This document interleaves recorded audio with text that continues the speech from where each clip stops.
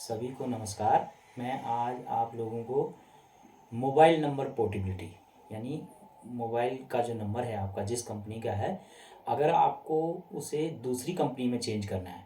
ऐसा आपने देखा होगा, गौर किया होगा कि आपने पहले एक सिम ली जिसके नेटवर्क आपके एरिया में अच्छे थे, लेकिन आज की डेट में उससे बेहतर नेटवर्क दूसरी कंपनी में है।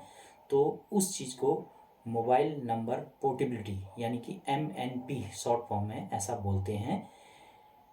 ऐसा इसलिए किया जाता है, जैसे कि मैं आपको बता चुका हूँ, क्योंकि आपके एरिया में अच्छे नेटवर्क या जहाँ आप काम करते हैं वहाँ किसी दूसरी कंपनी के नेटवर्क अगर अच्छे होते हैं तो आप उसी नंबर को बनाए रखकर दूसरी कंपनी में जा सकते हैं और या किसी दूसरी कंपनी को छोड़ सकते हैं। उसको कहते हैं मोबाइल नंबर पोर्टेबिलिटी। ये तो इसकी परिभाषा होगी। आपको इसके बारे में जानना इसलिए भी ज़रूरी है, आपको पहले पता होगा कि पहले जैसे गांव घरों की बात मैं स्पेशली करना चाह रहा हूँ, जहाँ पर पहले BSNL के सिग्नल या वोडाफोन आइडिया या वोडाफोन इस तरह के कंपनी के नेटवर्क ज़्यादा थे, या हो सकता है आपके यहाँ एयरटेल या रिलायंस या पहले जो भी कंपनी रही हो उसके नेटवर्क ज़्यादा थे। लेकिन आज की डेट में आपके यहाँ अब दूसरी कंपनी के नेटवर्क में अच्छा सुधार हो जाने के कारण अब आप चाहते हैं कि अपना नंबर दूसरी कंपनी में पोर्ट कर लें। तो इसके लिए क्या क्या चीज़ें ज़रूरी हैं, क्या आपको करना चाहिए और कब करना चाहिए, कितने समय बाद आप कर सकते हैं और कितनी बार आप कर सकते हैं, ये मैं आपको आज बताने वाला हूँ।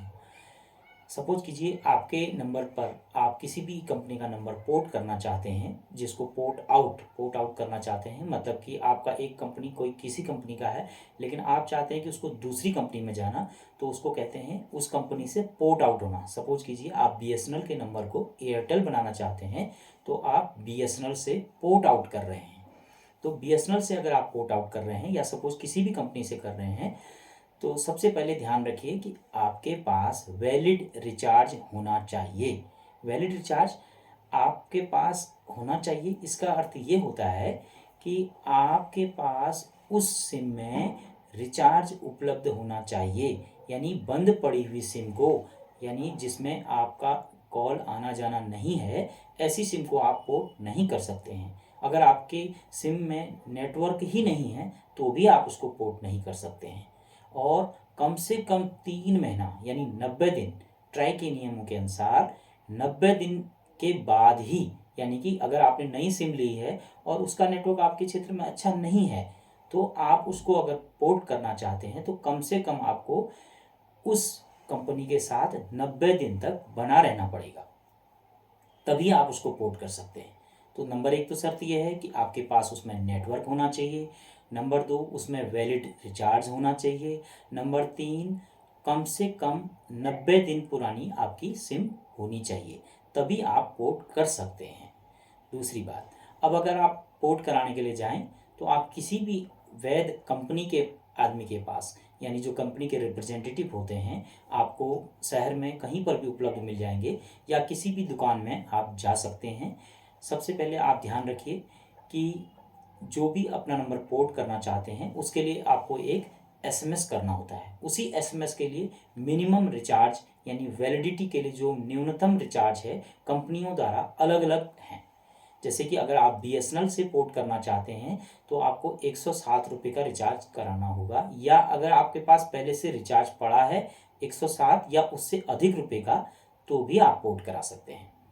दूसरा, अगर आप VI के नंबर को किसी में पोर्ट करना चाहते हैं तो VI के नंबर में मिनिमम 99 रुपये का रिचार्ज आपके पास उपलब्ध होना चाहिए या उससे बड़ा कोई भी रिचार्ज होना चाहिए।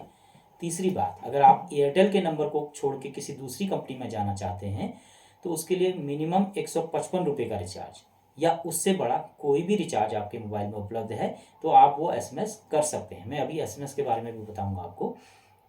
और जियो, अगर आप जियो के नंबर को छोड़ के जाना चाहते हैं तो उसके लिए 149 या उससे अधिक का कोई भी रिचार्ज आपके मोबाइल में उपलब्ध है तो आप उसको भी पोर्ट कर सकते हैं। दूसरी बात, आप ये तो आपको सुनिश्चित पहले ही करना है कि आप किस कंपनी से छोड़ करके किस कंपनी को अपनाना चाहते हैं।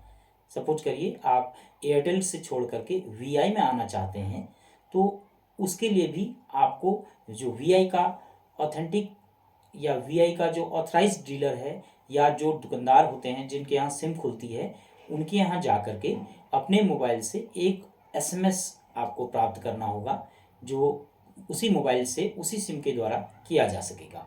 उसको जैसे मैं उदाहरण के लिए बता देता हूँ कि आपके मोबाइल से 1900 यानी 1900 नंबर पे एक एसएमएस भेजा जाएगा।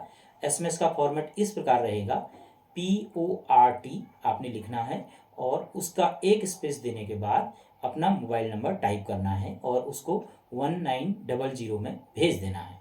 तत्पश्चात आपको एक एसएमएस प्राप्त होगा 1901 से। तो उस एसएमएस को लेके, जिसको आप किसी अन्य को ना दिखाएं तो बेहतर होगा।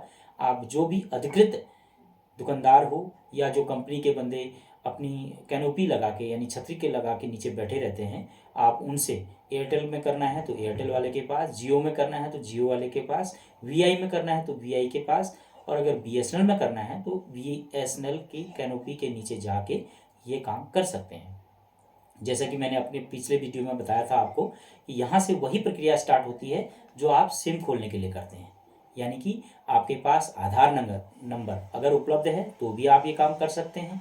आधार नंबर नहीं है, अपने मोबाइल में आपकी आधार की फ़ोटो पड़ी है या फिजिकली आपके पास आधार कार्ड हार्ड कॉपी उपलब्ध है, तब भी आप ये काम कर सकते हैं। तो अधिकृत प्रत्याशी को अधिकृत क्षमा चाहता हूँ, अधिकृत जो कंपनी का रिप्रेजेंटेटिव है, जो उत्तराधिकारी है, वहाँ उसके पास जा कर के या तो वो आपका अंगूठे के माध्यम से या फ़ोटो ले करके किसी भी प्रकार से, आजकल अब नए आ गए हैं जिसमें आपको अंगूठा लगाने की आवश्यकता भी नहीं है।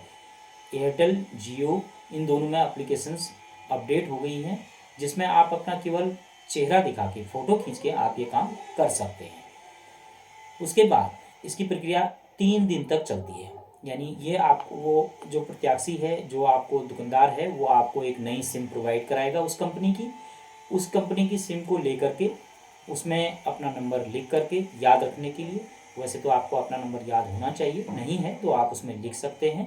पुरानी वाली सिम आपकी 3 दिन तक या वो इस केस में कि अगर आप सेम सर्किल में हैं, अगर आप हरियाणा का नंबर किसी दूसरी कंपनी में हरियाणा में ही करा रहे हैं अथवा उत्तरांचल का नंबर उत्तरांचल के किसी दूसरी कंपनी में करा रहे हैं, तो उसमें केवल वर्किंग 3 दिन यानी आज का दिन लगा के 2 दिन अन्य एक्स्ट्रा लगा के तब तक आपका नंबर चलता रहेगा और उसके बाद वो दूसरी कंपनी में पोर्ट हो जाएगा। 3 वर्किंग डेज का टाइम कंपनियां लेती हैं मुख्यतः।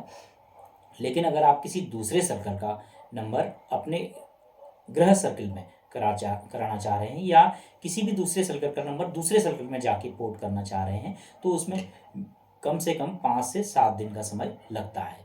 इस दिन तक आपकी वो पुरानी वाली सिम चलती रहेगी। इसलिए मैं आपको सजेस्ट करता हूं कि आप जब भी कोई नंबर पोर्ट करने की कोशिश करते हैं तो आप ध्यान रखिएगा कि आपके पास 4 या 5 दिन का बैलेंस बचा होना चाहिए, तभी आप इसको पोर्ट कराएं तो ठीक रहता है। क्योंकि आप पोर्ट कराने के प्रोसेस के बाद 3-4 दिन तक आपको वो नंबर उसी स्थिति में चलता रहेगा, तो आपको इससे अन्य रिचार्ज करने की आवश्यकता नहीं पड़ेगी, कोई एडिशनल रिचार्ज करने की आवश्यकता नहीं पड़ेगी।